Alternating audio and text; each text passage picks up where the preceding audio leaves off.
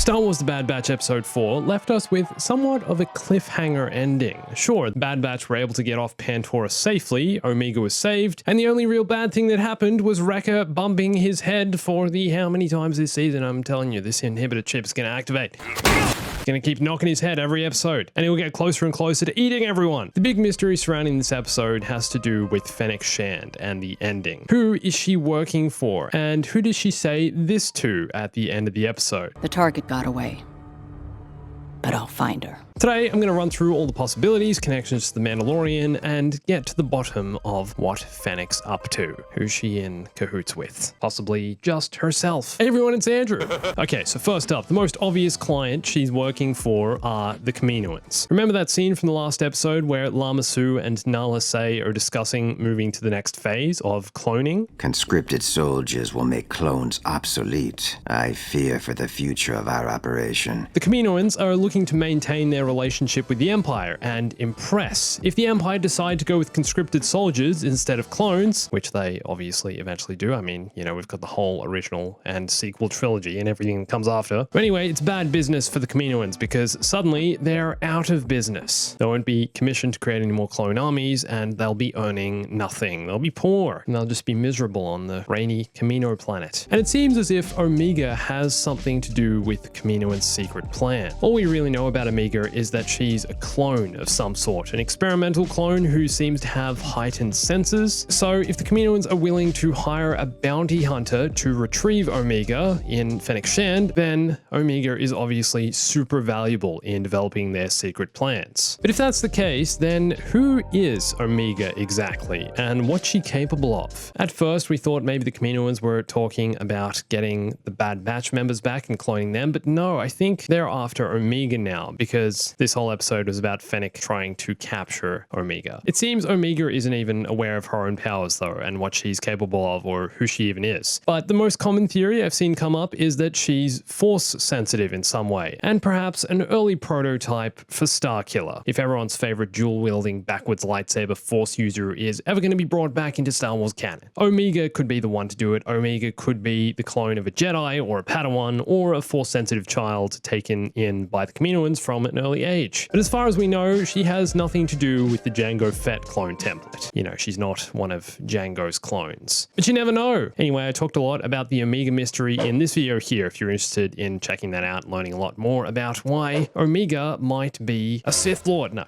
Okay, so back in episode 3, the Kaminoans stated they only need one, as in one clone. They are Kaminoan property, and we only need one. As in one clone to begin their next phase of clone experiments? Is that what they're talking about? What are they working on here though? And will it evolve into a pre-existing Star Wars character? Are we gonna get this to tie into something we already know and a character or a trooper unit that's pre-existing in Star Wars? Okay, so that's the first theory as to who Fennec's working for. But it's possible she's also working with someone else. It's possible she has an accomplice and they're both working for either the Kaminoans or someone else I'll get to later, but that might be who she's talking to through the comlink. Now, as far as we know, Fennec doesn't meet Boba Fett until the Mandalorian, right? Boba saves Fennec after she gets shot, gives her the cybernetic abdomen, and in return, Fennec helps Boba reclaim his armor, and then they take over Jabba's palace. But I think it's possible they could have crossed paths well before this, much earlier in the timeline. As far as I know, they don't say anything about meeting for the first time in the Mandalorian. It's not like it's their first time, and, you know, all the bounty hunters and assassins in Star Wars seem to know each other some way or another, or at least know of one another. So I think it's possible we'll actually get to see Boba Fett make an appearance in the Bad Batch at some point, along with bounty hunters like Bosk, Dengar, Cad Bane, IG-88, so many more. It definitely fits this era after the fall of the Republic. There was chaos throughout the galaxy, so loads of bounty hunters on the loose wreaking havoc. And we know Boba Fett was, you know, establishing his name at this time, becoming the reputable bounty hunter he is, and I feel like he might also have some unfinished business on Kamino, but we'll see. So if Fennec's working with someone, then it's likely that's who she's talking to here, and this could tie in neatly to the events of The Mandalorian. The fact Fennec is appearing in the Bad Batch and will also appear in the Book of Boba Fett means that the writers are obviously looking to explore the origins of Fennec and tie her into The Mandalorian, right? How did she become the hardened assassin we know from the Mando? How did she get from here to here? I think it's pretty obvious she's going to appear in future episodes, but there's another question. Are there other bounty hunters also looking for Omega? Have the Kaminoans hired more than one to try and secure her capture? It's pretty obvious that Clone Force 99 are now on the Empire's most wanted list, so there's likely a price on their head, and they're also likely being hunted not only by the Empire but by people who want to cash in. But that doesn't extend to Omega. As far as we know, the Empire itself has no real interest in Omega, and therefore no reason to go after her, right? Unless the Kaminoans previously mentioned Omega and what kind of clone she is, then it's unlikely the Empire even know about Omega. They probably don't even remember her or know she exists. She's just another number off-grid, or not even a number, because, you know, she's not conscripted, she's not in there, signed up to the Empire's program. Anyway, so at the end of this episode, you know how Fennec approaches the chubby Celestian, and we're all thinking, this is the end for him, he's about to fry. She's about to fry him for letting them get away, and then she just flips him some cash and says, If they come back,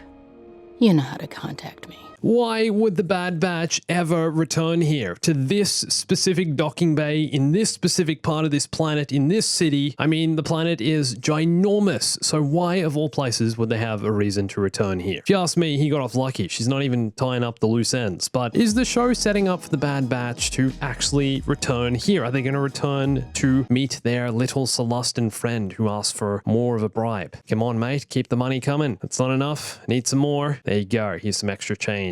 Bad Batch don't know how to bribe people. Been living their whole life in a Bacta tank. Or are they trying to show that Fennec has a heart, a softer side, unlike some of the other ruthless bounty hunters of this era? Is there a point to her not killing this dude? We'll see. But anyway, so what are the Bad Batch going to do about the fact their adopted kid is being hunted? And, well, you know, they're being hunted too. Well, in the words of Hunter, we have to find out who she is and who hired her. So does this mean they're still going to hide out on Ida Floor? Going for that tropical location in Florida?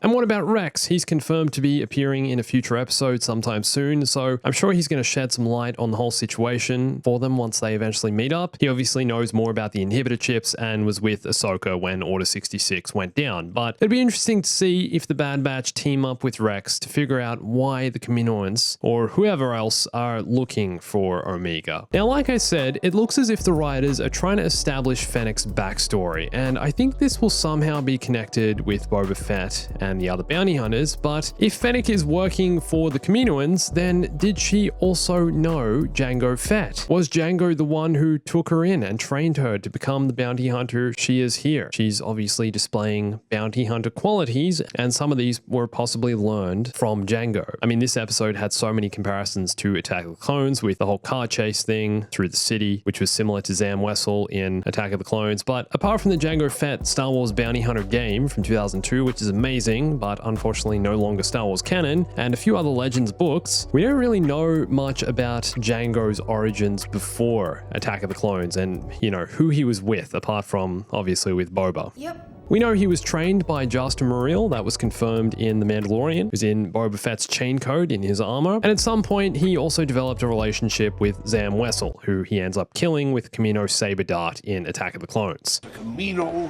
Saber Dart. So they work together, he kills her, and I'm just wondering if it's also possible Jango trained Fennec. Was Fennec some kind of bounty hunter replacement for Zam? Or does Fennec have some sort of association or work with Boba Fett's bounty hunter syndicate, known as Krait's Claw? Most other well-known bounty hunters in the galaxy were involved, so I feel like this is very possible. It'd be a pretty major retcon to associate Fennec with Jango, but like I said, it seems like she probably knows the Kaminoans, if they're the ones employing her. So it's very possible. Boba Fett's at large. They're kind of a similar age. I mean, she looks kind of young here, and this takes place, you know, well before the events of The Mandalorian. So I feel like they could know each other very well. And here's another thought, a strange thought. What if Omega is a clone mutation of Fennec? What if Fennec is another bounty hunter housed by the Kaminoans? They keep her there, and they're using her DNA to develop experimental clones. Maybe I'm way off, but you know, stranger things have happened. This is Star Wars after all. You got teenage brother and sister kissing each other. This can't be that far off. I'm really looking forward to learning who Omega is, what her backstory is, where she's from, her origins, and the fact she's a clone means she obviously came from an original source. She's made from the DNA of someone else, and just who that someone is what I'm looking forward to finding out. And I'm sure you guys are too, so I'd love to know what you guys think. Who is Fennec talking to at the end of this episode? Who's she working for? And will Boba Fett show up in the Bad Batch? So let me know in the comments. And for more Star Wars and the Bad Batch, you can watch one of these videos here, and stick around because there's going to be lots more, and follow me on Instagram, Twitter, and join my Discord for lots more Star Wars gaming, Star Wars Bad Batch news, updates, memes, whatever you want, whatever you need. And thanks for watching this. My name's Andrew. I'll catch you soon.